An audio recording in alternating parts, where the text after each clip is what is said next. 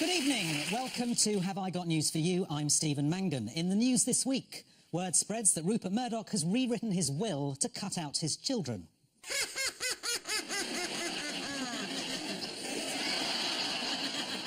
On a building site in Surrey, David Cameron discusses with engineers exactly where Ian Duncan Smith is going to have his accident.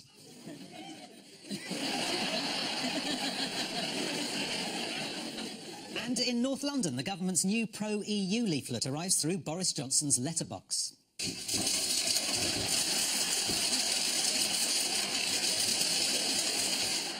On Ian's team tonight, a German comedian who believes British audiences are wrong to applaud someone before they've actually done anything. So let's see what happens now. As I say, please welcome Henning Wehn.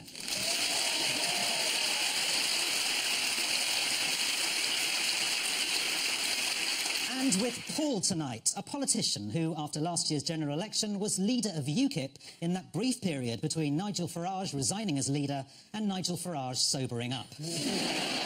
Please welcome Suzanne Evans.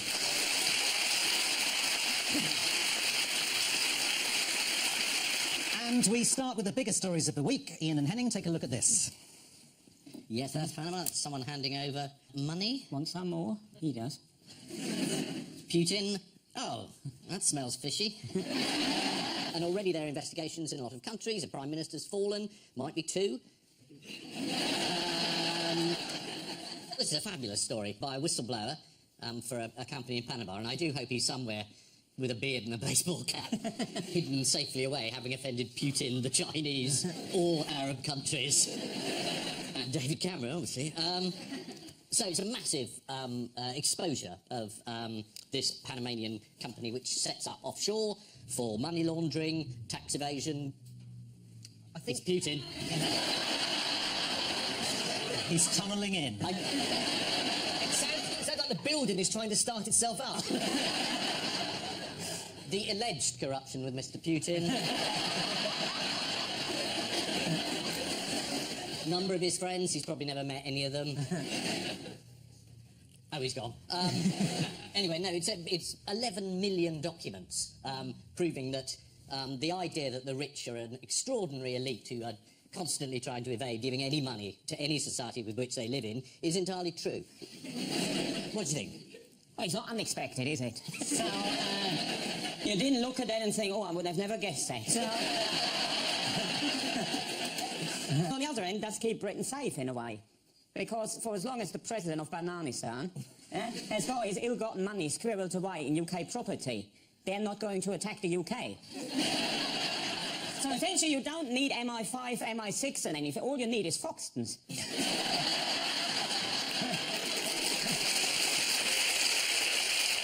It's the most embarrassing thing that's ever happened on this scale.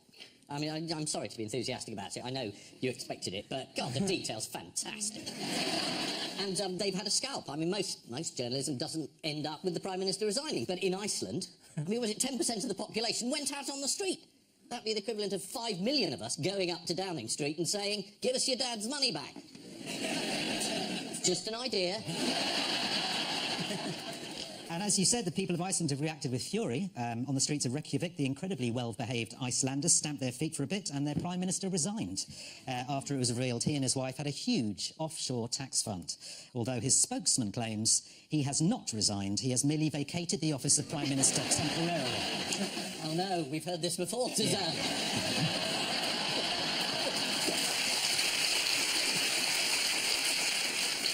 Anyway, what's the man in Iceland called?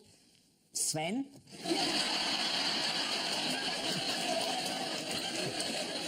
I get a German on and he does the racist stereotype. It's just probabilities. He's called Sigismundir.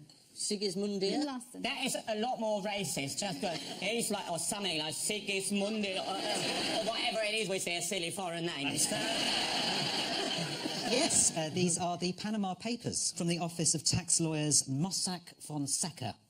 I believe Harry Redknapp once tried to sign him for Tottenham. Why is this embarrassing for the Prime Minister? Well, the Prime Minister's father was named in the papers, and he ran a investment vehicle, amusingly called Blair More Investments. It's entertaining because it suggests you could move even more money offshore than Blair did. And the fund was moved to Ireland when Cameron became Prime Minister because apparently a source said it was about to come under more scrutiny. I would like to make it clear at this point that nobody has broken the law. Yeah. Yes. What about Jack the Ripper? Yeah, well... This is the Prime Minister who said, I want more transparency and I want less corruption. And there are these very funny series of statements, starting with, this is a private matter, and people say, no, it isn't. OK, it's not private. I'm never, in the future, going to get any money from these offshore holdings. And people say, what about in the past, then? And then I believe the latest news is he's admitted there was 30 grand he's taken out of it, and he sold the shares. Yeah. So he used to own some shares in Blair Moore. Yeah, he suddenly remembered. Oh, yeah. Yeah. And it does give the impression that, you know, the shares paid for his inheritance and his schooling, and it's just that idea that we're all in it together, if you happen to run a country. And then at some point during that, he said, put up or shut up, which was kind of like a big red flag flying, I think, because when a politician says that, you know their back's against the wall. Have you noticed that with other politicians?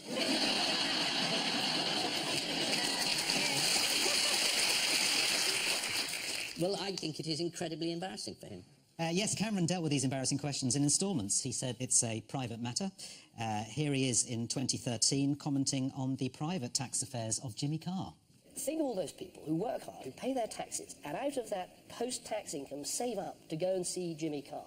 He's taking that money and stuffing it into something where he doesn't have to pay taxes. That is not fair. To be fair, whenever Cameron gives a speech, it's always free entry. Where was he when he was asked about his tax affairs, and why was it extra embarrassing? The Bahamas? Shame, he would have got a nice tan, wouldn't he? Yeah. No. Lanzarote? No. Oh, PricewaterhouseCoopers, wasn't he? That's right, yes. He was at the accountants PricewaterhouseCoopers, who have been criticised by a Commons committee for facilitating tax avoidance on an industrial scale. Cameron's father's scheme, like a lot of hardcore tax avoidance schemes, used bearer shares. Would you like me to tell you how they work? Yeah. Yes, Thank you. please. I give you this bit of paper, Suzanne. OK. That's some shares in my offshore company, Trade Bastard.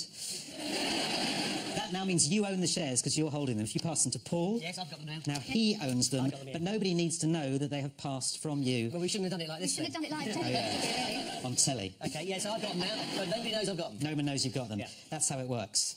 Well, I tell you one thing, you have to be very organised. You do. Because I can't find my house keys most days. Various world leaders have been building up stacks of tax-free cash offshore. What has the president of the UAE been secretly doing with all his money? I bought up London properties. Exactly right, yeah. He's bought £1.2 billion worth of London properties. He's bought half of Oxford Street and parts of Mayfair. He didn't get the utilities or the stations, though, which are actually better value.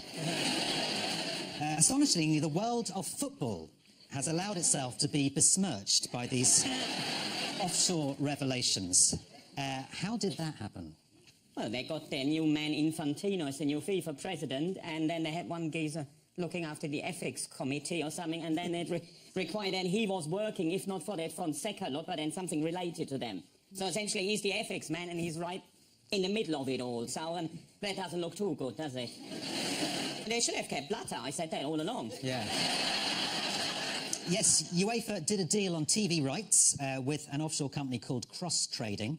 It's like the night manager, this, isn't it? Which was a front for an alleged fraudster. The deal was signed by brand new, squeaky clean FIFA boss Gianni Infantino. I can't help noticing there are a lot of extremely bald men in the news at the moment. So shall we play a game of whose bald bonce is this?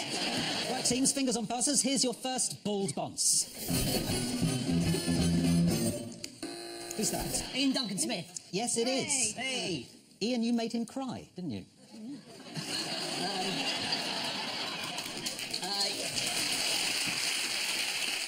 I did. I made a documentary about Victorian benefits, and I asked him some questions about the poor law and workhouses, and he suddenly started crying when he told me about this young girl who had no start in life, and he wanted to help.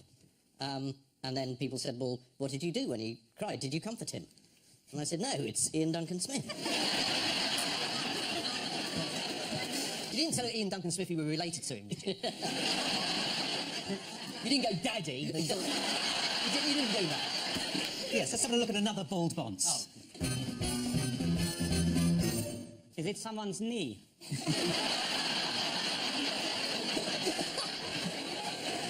It's actually Sajid Javid, our business secretary. Are his ears very low, or is it just the angle of the shot?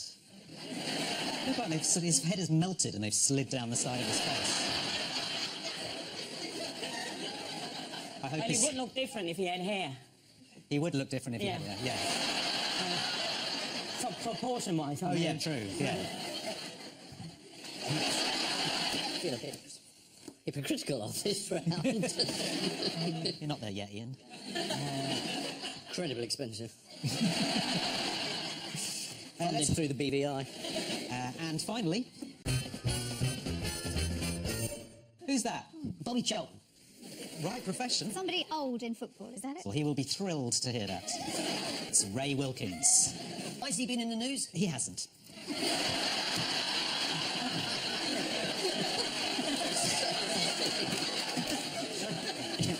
Suck it up. I mean, this game needs a little bit of refining, I think.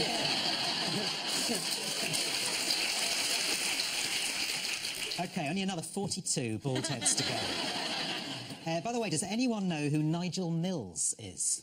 No. Is he bald? No, he's not bald, no. Not bald at all? No. I'm related to baldy Bonson. He has hair. He has hair. And Oh. therefore looks different than if he would have had no hair. Yeah, he got it. Yeah. He is actually a Tory MP who is big on tax avoidance. I ask because he's clearly worried that people don't know what he looks like. So in this interview on Sky News, he made doubly sure. Whose responsibility is it to ensure that the mega-rich play by the rules? Well, joining us live from his constituency in Ripley is Nigel Mills, the Conservative MP who is very active on tackling multinational tax avoidance. No, hilariously, the poster behind should have been doing the talking like that. Literally. What's the big news in Russia? The papers reveal a huge number of transactions going through a friend of Putin's who's a cellist. And people have said, oh, well, it's quite strange that this cellist who runs a small music school has a vast financial empire through which wash billions and billions of pounds. And they're suggesting that this in some way links to Putin. And that's quite big news in Russia, particularly if you mention it. Yeah. Why would Putin be distracted? What else is on his mind at the moment? Are you having an affair with a belly dancer? Oh, that's close. That's close. I just thought I made it up. That is really close. There is a story Yes. in There's a some of the world's press that he's having an affair with Wendy Deng, Rupert Murdoch's ex-wife. Oh. I have no idea whether the story is true or not, though it is amusing. Yes, there are rumours, though, aren't there? There are. That she is having some sort of ding-dong, I suppose you'd say, if you're Leslie Phillips. Because there was the engineer bloke, Rupert Murdoch, she was married to, possibly Tony Blair. Rumours there. She wasn't married to him. She wasn't married to him, I would no. have noticed Yes. that. Staying with Russia, which traitor appeared from beyond the grave this week? Lenin. No, he wasn't. So he wasn't a traitor. He wasn't a traitor. It's the first word I always say in pub quizzes. I'm sorry. The Cambridge Five, the fella that died. Philby. Philby. That's right. Yeah. Yes, a video from 1981 surfaced of Kim Philby explaining to the Stasi how he spied on Britain for the Russians for decades. Here he is. He was introduced to the Stasi by master spy Marcus Wolf, known as the man without a face. That would surely attract attention. Kim Philby's advice was to the Stasi was, if you're caught doing something, never admit it, deny it absolutely. It's good for British public life. Absolutely right. Are you drawing some parallel between a traitor to our country and the Prime Minister that's currently residing number 10 Downing Street? It never occurred to me. Oh, that's a shame. Do you know what Kim Philby's highly sophisticated method for smuggling state secrets to the Russians was? Carrier pigeon. It wasn't even as exciting as that. He said, every evening I left the office with a big briefcase full of files. I used to hand them to my Soviet contact in the evening. The next morning I would get the files back and put them back in the office. I did that regularly for 30 years.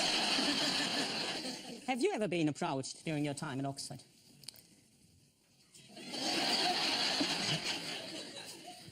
I was never approached in the future or now. This is the shock news that some of the world's biggest bastards have been using offshore companies to dodge their tax. Panama may seem an unlikely location for financial security, but if there's one thing we know about Panama, they can keep things under their hat.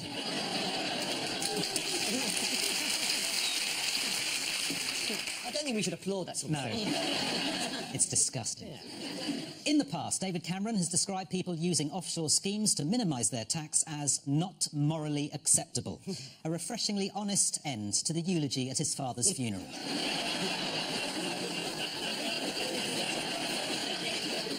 The first casualty of the scandal was Iceland's Prime Minister, who has been forced to resign. He's also in danger of having his assets frozen. Still, that's what happens if you go sunbathing in Reykjavik.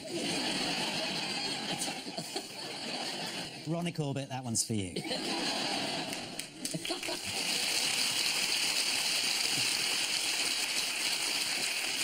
Vladimir Putin has been linked to the offshore banking scandal. Rather more surprisingly, he's also been linked to Wendy Deng. At the moment, it's just a rumour. We'll only know for sure when they split up and she's found dead in a locked hotel room.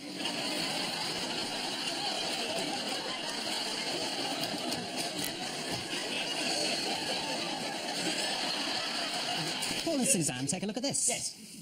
Oh, yes, this is Port Talbot, I imagine, the crisis in the steel industry because we have no money, because it's all in Panama. And that's the industry secretary who's pretending that he's going to do something about it. Which he can't because the EU is completely strangling it. Oh, and there's the president of China. Happy hour. Yeah, David Cameron trying to do this man of the people bit like Nigel Farage and failing a bit, isn't he? Yes. What, you think Farage looks good with a pint? Or two? Yeah, or That's two. what this country needs, somebody who's always on the piss. It worked for Churchill, didn't it? Yeah. Yeah, he was up against different opposition, though. Yeah. And thankfully we were allowed to make those remarks because we won.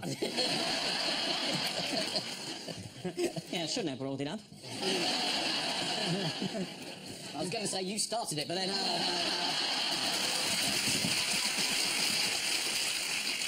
Anyway, very unfair to you. Suzanne there saying it's the EU's fault that Port Talbot's closing down. I feel like I've come to the country far too late because before Britain joined the common market, this must have been paradise.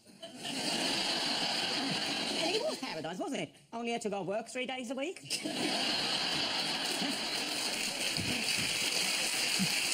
Yeah, this is the news that Tatar are to sell off the steelworks at Port Talbot in Wales. It's losing £1 million a day thanks to British imports of cheap Chinese steel. Business Minister Anna Soubry suggested buying Tatar for £1, causing alarm at the Treasury, which didn't think it had that much available.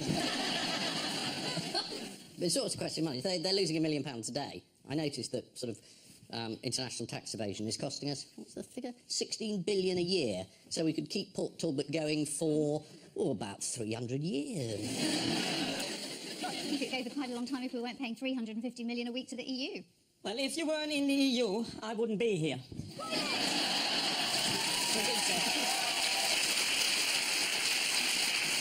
And if that is a blessing or not is for you to decide. Which campaign are you in now? You'd never guess. No, Leave of the campaign. many on the other side. Oh, I see. I'm on the board of Vote Leave. You're not one of the grassroots lot. No, I didn't like the look of the green tie. I don't think it'd suit me. And is Nigel in the grassroots lot? Nigel's in the Oh, what a grassroots lot. coincidence. Yeah. It's all a bit Judean People's Front of Judea. Tatar took the decision to sell up at a board meeting in Mumbai last week. Local MPs and union representatives from Port Talbot flew out there to lobby the company. Where was the government's business secretary, Sajid Javid? In Australia. Yeah, that's right. He was on holiday. Sorry, he was at the trade meeting. Writing in the Sunday Times, Sajid Javid said of his eventual visit to Port Talbot, "I had the privilege of meeting some of Britain's hardest working men and women." His PR team.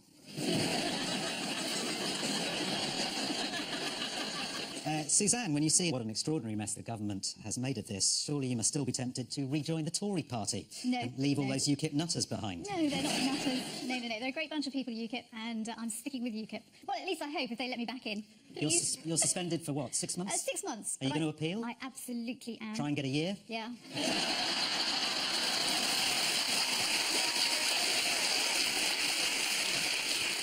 While we've been away, the EU debate has been raging dully on. All sorts of claims are being made about what will happen if we stay or go, with each side accusing the other of scaremongering. So let's sort everything out once and for all with a quick but potentially fun game of fear or fact. Fingers on buzzers. Yeah. If we leave Europe, we'll be able to make browner toast. Fear or fact?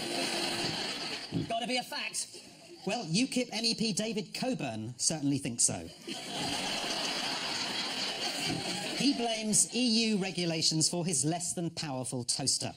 If you're watching Mr. Coburn, the next time that happens, put your fork in the toaster and poke it around a bit.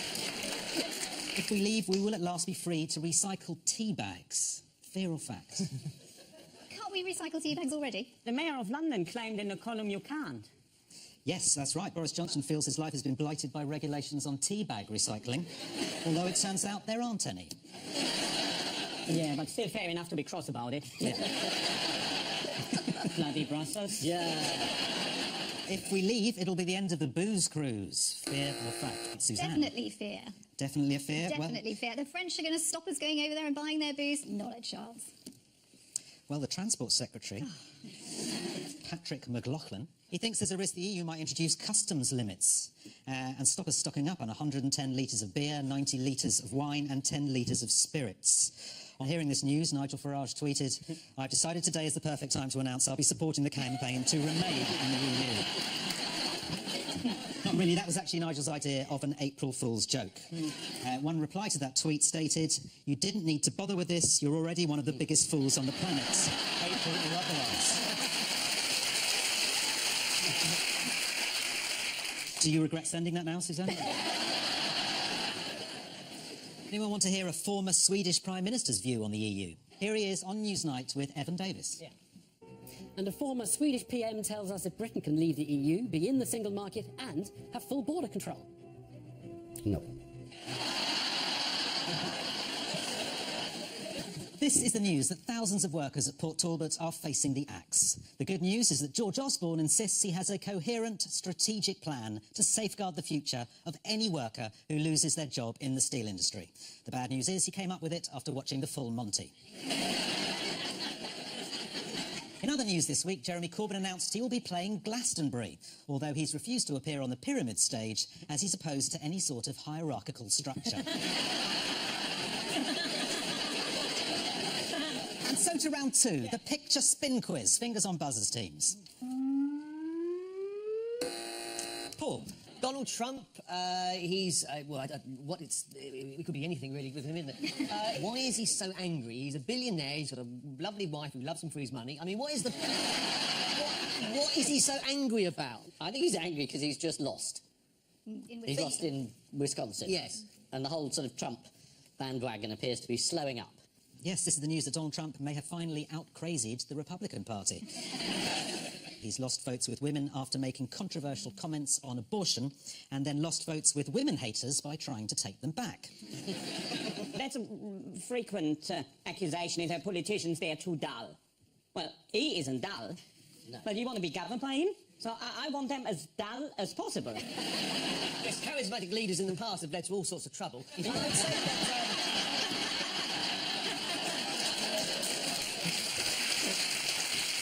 The thought of him being in charge of America, he can't even control the knob on his sunbed. I think you should refer to him as his butler. Yes. But I think this whole distance about building the wall in Mexico and the Mexicans will pay for it, I mean, well, that's not going to happen, is it? It's 1,000 miles long. Yeah. They'll get a ladder. What he's done is threatened to cut off the billions of dollars Mexican immigrants send back from America to Mexico unless Mexico make a one-off payment of $5 billion to $10 billion. Let's see what the former Mexican president Vicente Fox thought about that idea. I'm not going to pay for that fucking wall.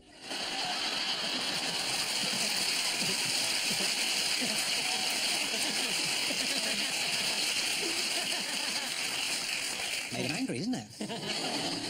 Live it here. He's furious. Can we just take a brief moment here to look at Donald Trump's mouth? What is weird about it is, someone on the internet spotted this, you can replace his eyes with his mouth and he looks the same. There's him normally. Yeah. And then with mouths for eyes...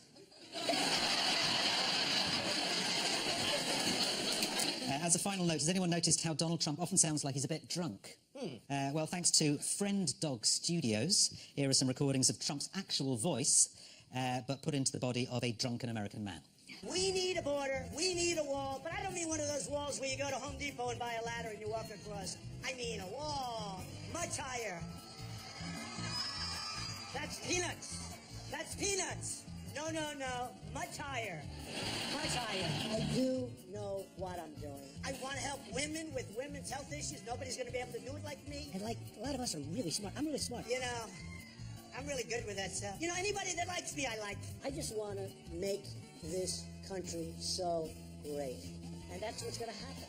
And that's what's going to happen.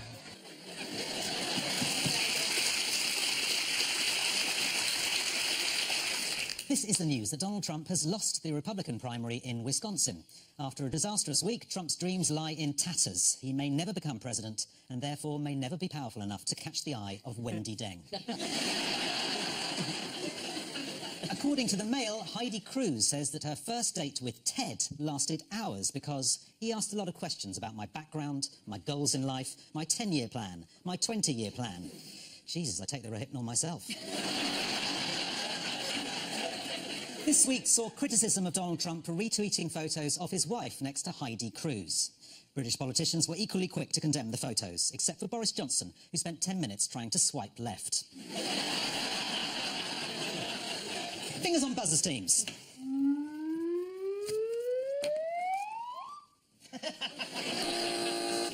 Yes, Paul. Some cats can understand better accents than others. Some accents they don't They get. respond better to a northern accent? No.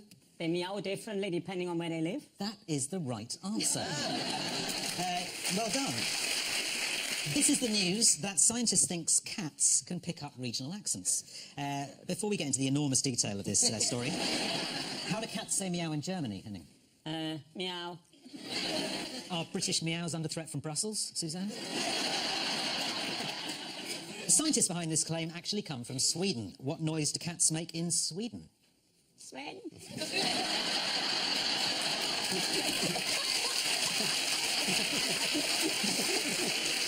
This isn't the first study of its kind.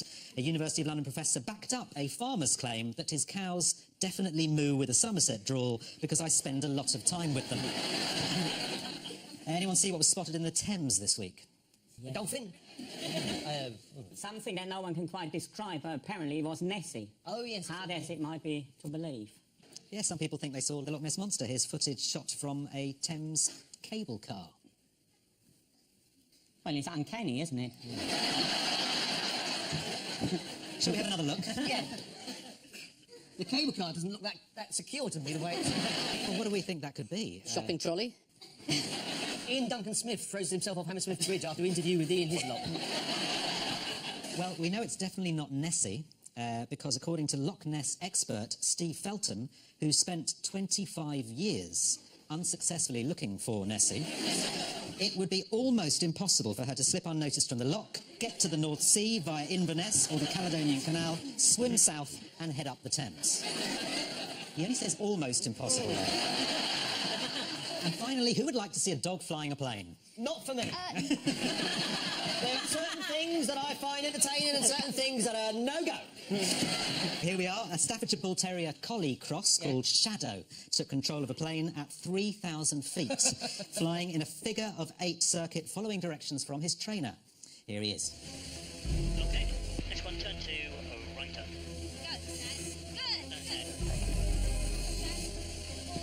Shadow nails turn 2, but next is the first of the key manoeuvres. Absolute garbage.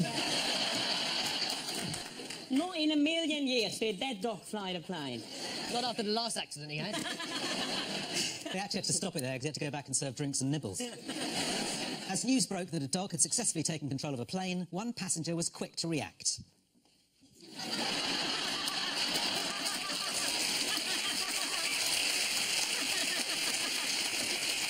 What's the airline called? Lufthansa? Time now for the odd one out round. Just one between you this week. Your four are Jeremy Corbyn, Tesco, Neil Carter from The Archers, and The Prodigal Son. The man who painted the Prodigal Son picture sort of lost heart in the end, didn't he, by putting that arrow in it? Sort of... Did you not think they wouldn't know who he was? And he didn't draw the eye to the right character, did he? No. Is the arrow a clue because an arrow is fired by an archer and you've got a man from The Archers? No. Oh, is that Is it what the prodigal son did, or what he ate, or he was received back? Is it the fatted calf? What he ate is good. A pig. Corbyn been eating pork?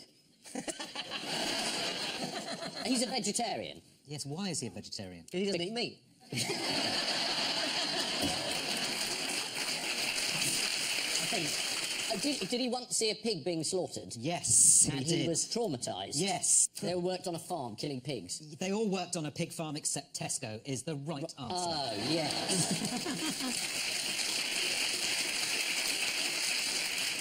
They all worked on a pig farm except Tesco, who claim their pork sausages are from Woodside Farm, which is entirely made up to make them sound more wholesome. Where are they from then, if not from a farm? The National Farmers Union are asking that Tesco's rebrand their sausages with a more appropriate name, like abattoir slurry. How have marketing experts defended Tesco?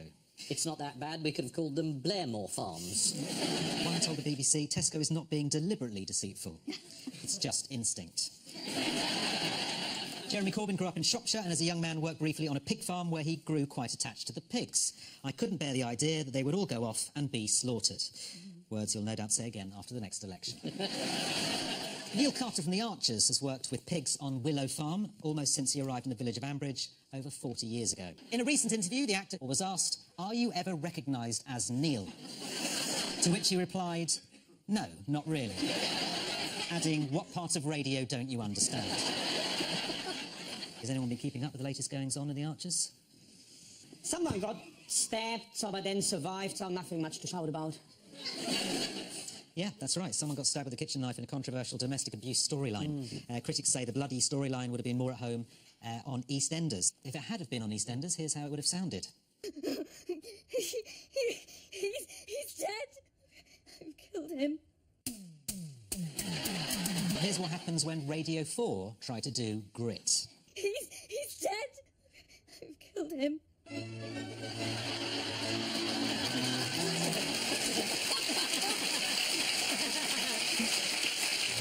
Time now for the Missing Words round, which this week features as its guest publication On the Lighter Side, the magazine for international lighter collectors. If you want to thumb through it, it usually takes a few goes. And we start with, armed with just a paperclip you can what in less than a minute? Attach two pieces of paper together. That's British. Armed with just a paperclip, you can make a stand for your lighter in less than a minute.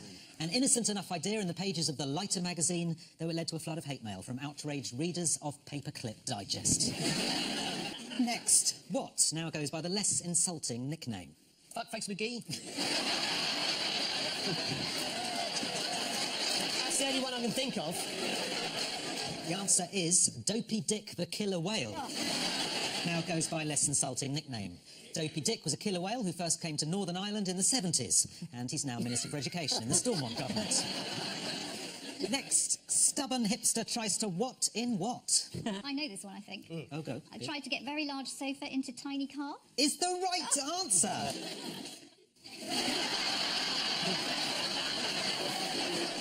Next, Alistair Campbell is scared of what? Justice. The answer is Alistair Campbell is scared of ketchup. Ketchup? Yeah. There's nothing to be scared of, really. Next, what and what are on the bill at Boring Conference? Anton Deck. The answer is actually German traffic lights and watching grass grow are on the bill at Boring Conference. Well, what's wrong with German traffic lights? They're boring, apparently. What, more boring than other traffic lights? Don't you want traffic lights to be boring? Rather than just changing colours all of a sudden. Next, on the lighter side has seen remarkable improvement thanks to what? Arsonist? No, I'll tell you the answer. Yes, please. On the lighter side has seen remarkable improvement thanks to the addition of covers and content. If you want to know what it looked like before it had covers and content, here it is. And finally, Grandpa attempting to what gets it horribly wrong? Justify the bombing of Dresden?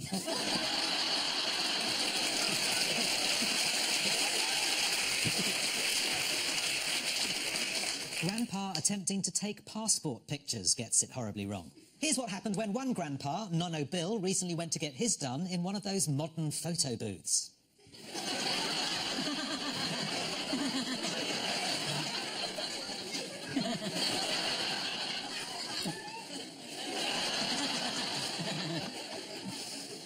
The final scores are Ian and Henning have 4, but this week's winners are Paul and Suzanne with 6.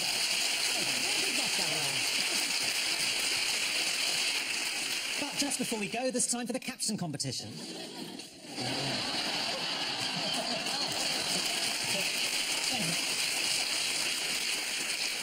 After a rare moment of honesty, Ian Hislop's career takes a downturn. On which note,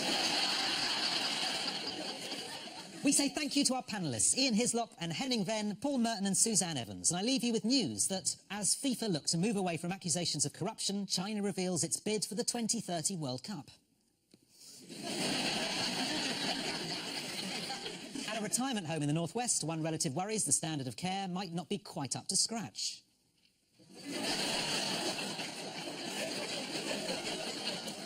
And at a stoneworks in California, a life-size Kim Kardashian statue nears completion.